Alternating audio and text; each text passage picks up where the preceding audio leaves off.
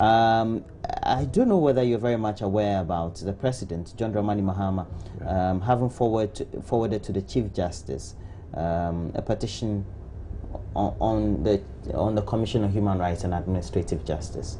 Of course, there's a legal tussle as to whether the Chief Justice and her office can investigate all that. But of course, we've had other legal luminaries come out and say they're in favor or not in favor, etc. Well, I think the Constitution insulates the office of the Commissioner for Human Rights from any executive interference. So the executive cannot instruct or do anything. The Commissioner for Human Rights has been given a certain independence and protection by the Constitution. Similarly, the office of the Chief Justice. The Chief Justice office is also independent and protected by the Constitution. Now, the executive have a responsibility where things are going wrong to act. So this is where... But they can take the actions themselves. The executive can take the actions. Well, yeah, the president, the executive, you see, the executive in all cases do not necessarily have to take the actions they themselves. But the executive have a responsibility to ensure that action is taken. How that action is taken is the challenge in this particular situation. And because Article 228 of the Constitution states that if you want to remove a commissioner of charge, you would have to adopt a procedure that is in place for the commissioner, a justice of the High Court, and in both cases they are Article 146 office holders for the purposes of removal.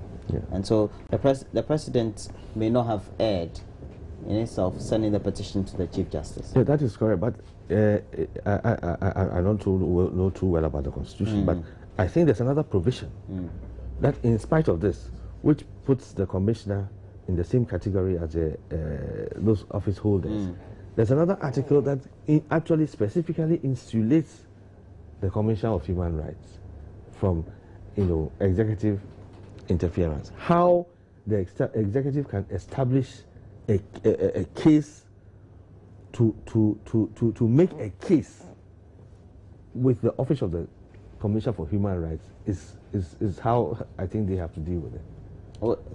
Yes, you see, this issue is a novel. It's a novel issue, because this is the first time we're trying to deploy. Because by the Constitution, the commissioner has a status of a court of appeal judge. Yes, so if you look at the argument, the Constitution makes it clear that the president must refer the matter to the Chief Justice. That is in the case of a judge. In the case of even a commissioner. In the case of a commissioner or deputy commissioners.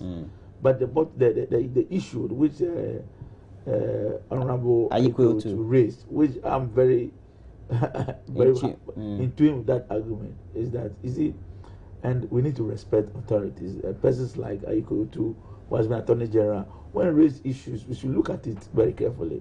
And for me, I agree with him to a very large extent, in the sense that, if they said your condition of service is equivalent to that of an appeal court judge, you understand me? It doesn't necessarily make you a service, a worker of a judicial service.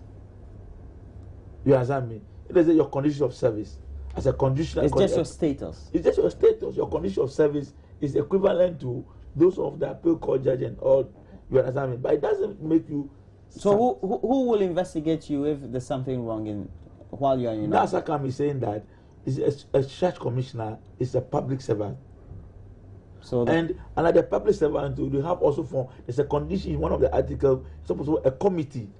If you've done something wrong at the public services commission. Committee. Yes. They have a public service committee. Yes, there's a commission that will have to establish a commission. A committee. Okay, to investigate. So that's questioning. Yeah, it's questioning whether really the president, because in any case, the Chief Justice must even go ahead, investigate, and have a prima facie case against the commissioner in the first place.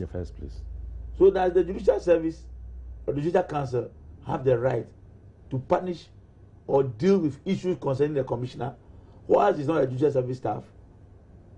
You see, so it is something that as a country we need to look at, because it's the first time these issues are coming up. And any constitutional clause which is not practiced before, always come under these particular difficulties. Unless because sometimes they are worse. Because now we're trying to seek some interpretation. Yeah, because they are worse. They are worse. Do we need to go to the court? Do we need to go to the Supreme Court? Maybe we may have to, because you see, the protection that the Office of the Commissioner for Human Rights is given by the Constitution has a purpose. What has a purpose? And that purpose was to ensure that the Commission has a free hand to protect. So nobody just gets up and say, Master or Madam, I'm taking you before the Chief Justice. Chief Justice investigate. Yeah, or the Commissioner is handling a certain human rights issue that the government may want to interfere in.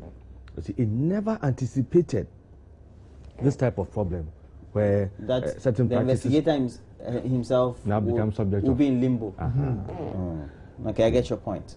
Now we have about 10 minutes, I believe 12 minutes. Let's use it to discuss party politics. I love that because it's the bane of dispensation. According to the Electoral Commission, all is ready for the NPP's polls. The ballot papers and other arrangements for the conduct of the polls are set for Saturday.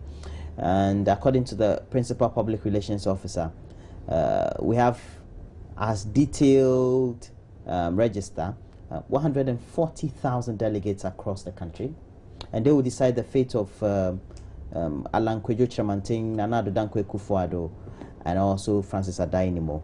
And there will be 275 polling stations across the country. How's it going to be like? Well, every constituency has chosen a location where the election will be held. A one-stop location? Yes, for every constituency. Every constituency. The party has come out with rules of election. The last election we had, some of the rules were completely discarded by some in some of the centers. And while some abided, others didn't. To elect the... in the first case, to reduce the number from 7 to 5. Right. This time, we expect that the rules will be strictly adhered to.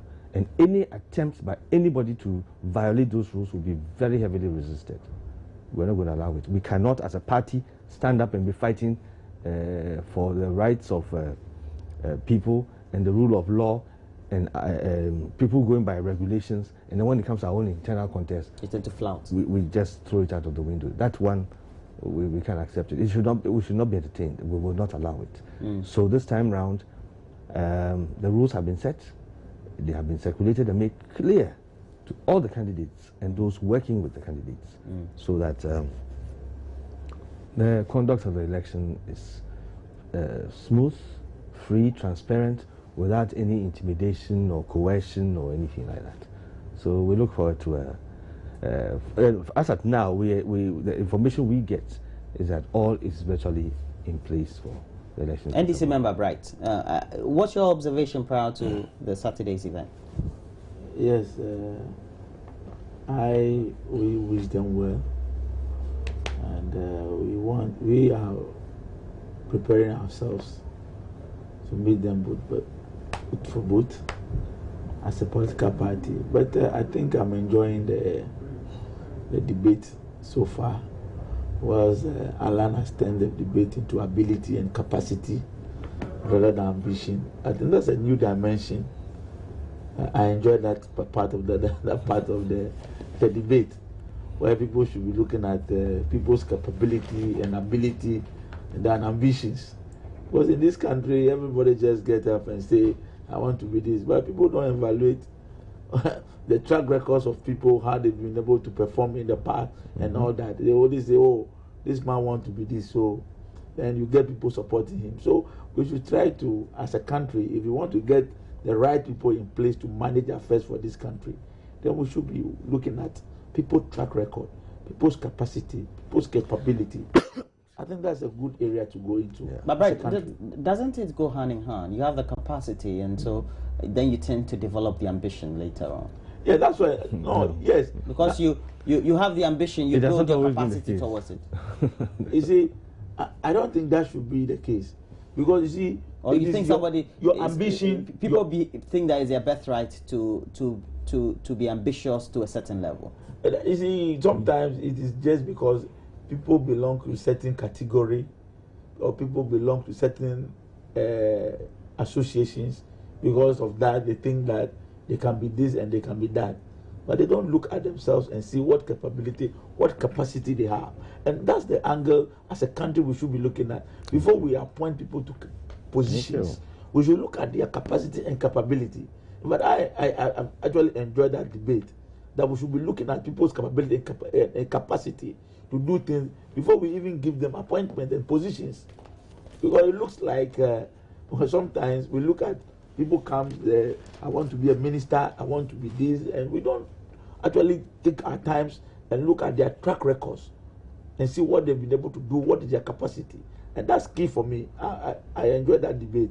But despite all that, I think it's been a very fruitful debate with regard to floating voters. They've been talking about floating voters. I think Mr. Phillips, they are the champion of floating voters. I don't know how they do the assessment and be able to come out to know that. As for them, they appeal to floating voters. They appeal to floating voters.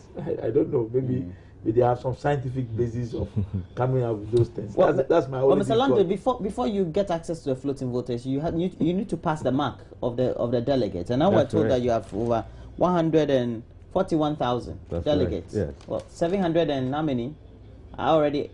They 780. They took place in the first one. You know their position. 0.5%. You know their position, how they're going to vote. Yes.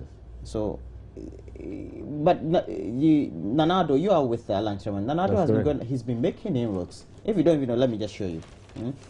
At Sefri, this is Sefri. Sefri alone on page 2. Look at Nanado, the crowd.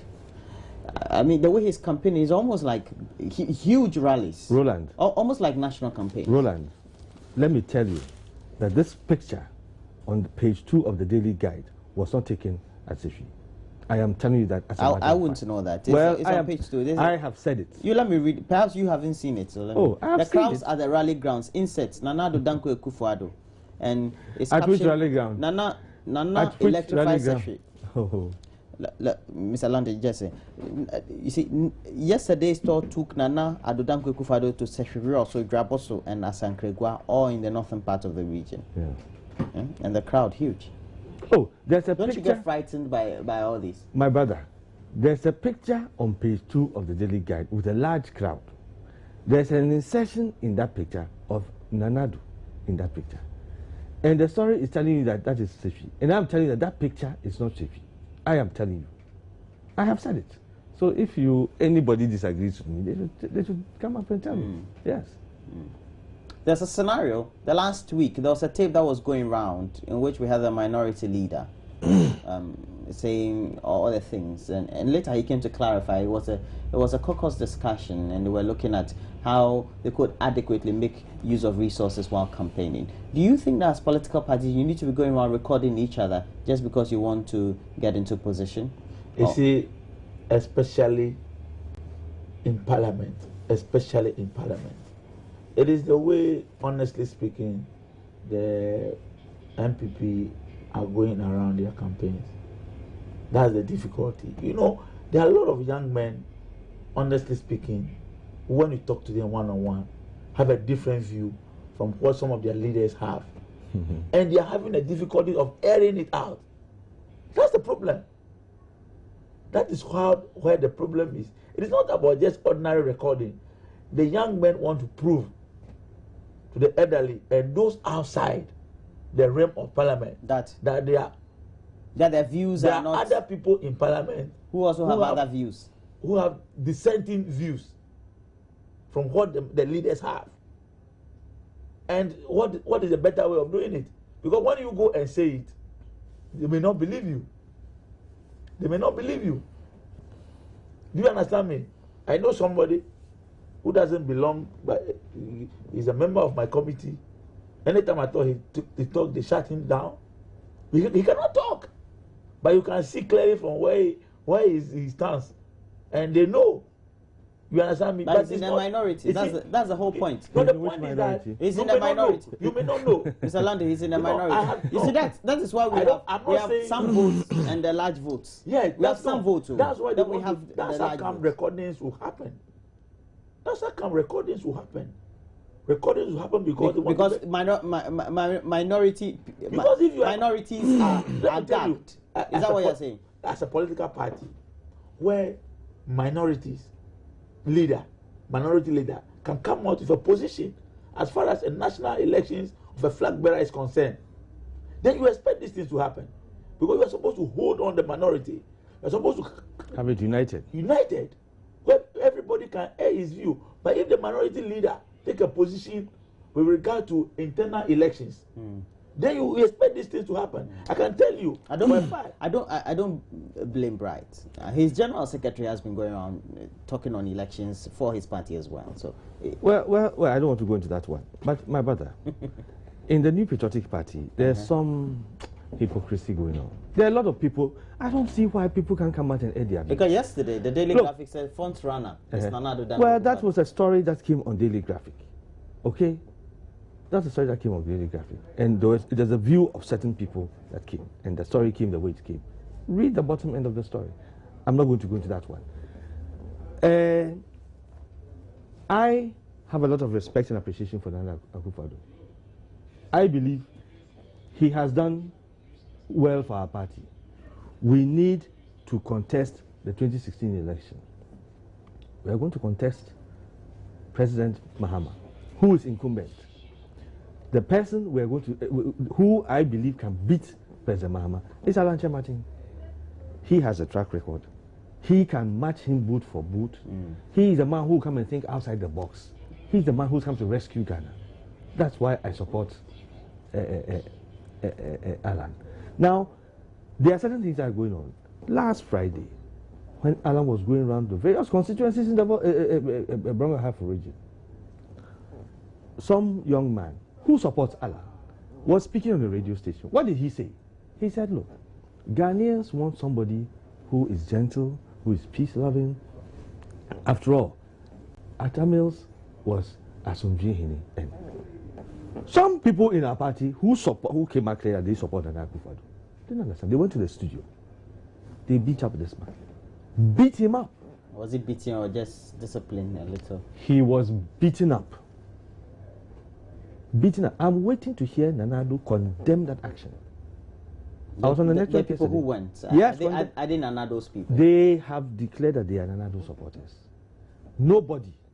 Alan Kyerematen supporter. So your point is what? Nobody who is Alan Kyerematen supporter. Your camp is being prevented from... I'm not saying my camp is being prevented. I am saying that in politics, there are certain things I don't stand for. Whether the person is from whose camp or which party, I condemn anybody who goes and attacks another person for expressing his view. My brother here, who can express his views on anything, I respect his view. I will not agree with some of them, but that is democracy, and that is the way we should go about it. But anybody who thinks that to get his view, they must gag people, intimidate people, threaten people, beat people, I condemn that one. If you're a front runner, you're a front runner. Nothing can be done. No matter what you say, like Philip Landing here, lamenting. There's nothing he can do. I'm not lamenting. I'm stating the position. If you believe you are a front runner, then why can't you run the race plainly and squarely for all to see? Okay. If you believe sincerely, what are your chances on Saturday? We have very bright chances, and I'm expecting Alan to win. I like your optimism.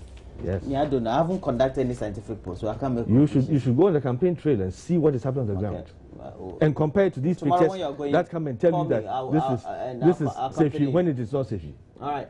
Bright, thanks for joining me this morning. And Bright Demoje is a member of parliament for Botiano, English and Manfro. He's also a member of the NDC. The other gentleman who was also on the platform helping us do the discussions, Philip Langdon, is also a member of the NPP. And his man, who is an aide to Alan Kyerematen, is one of three contesting the flag bearership race of the NPP. It's going to take place across 275 centres countrywide on Saturday, October 18, 2014. Thanks for joining me, gentlemen. I hope to have you again next week, and we'll have some good results. Yes. If the result doesn't go well, please come still. Oh.